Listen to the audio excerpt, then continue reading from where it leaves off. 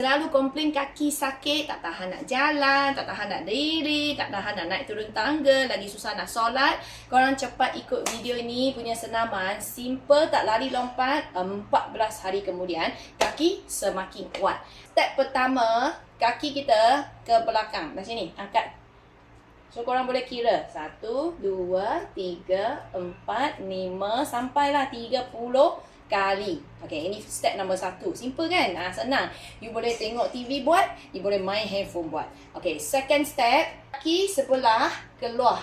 Bila keluar, sentuh je jari. Angkat tu, Mik. Balik, belakang, sama juga. Sentuh je jari. Depan, belakang. Depan, belakang. So, buatlah. Bila-bila masa sahaja. Kiri kanan sama. Depan, belakang.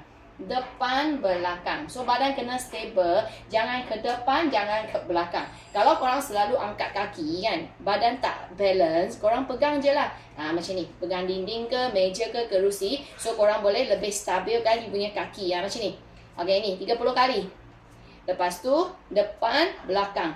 Depan, belakang. 30 kali. Sebelah kanan, 30 kali. Sebelah kiri. So, kita repeat 3 hingga 4 kali. Tengok keadaan. Ada orang kaki dia sangat lemah. So, mungkin 1 round je lah you boleh buat. Kalau you punya kaki dah semakin kuat, buat sahaja. So, senaman ni tak semesti korang nak pakai baju tayar.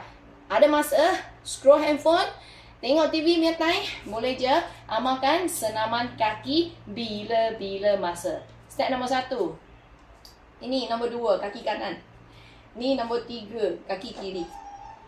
Cepat follow, like, share, save video ni untuk rujukan masing-masing. Korang ada apa sakit lagi, bagi tahu Water Mami dekat komen. Nanti Water Mami share lagi banyak senaman yang sesuai untuk korang. Ya, tak lari, tak lompat, jangan risau. Tapi berkesan dalam masa 14 hari. Yang target nak satu badan kurus, cantik punya bentuk badan, korang boleh dapatkan satu set video Water Mami. Hanya bayar RM9.99. Korang akan dapat 15 video.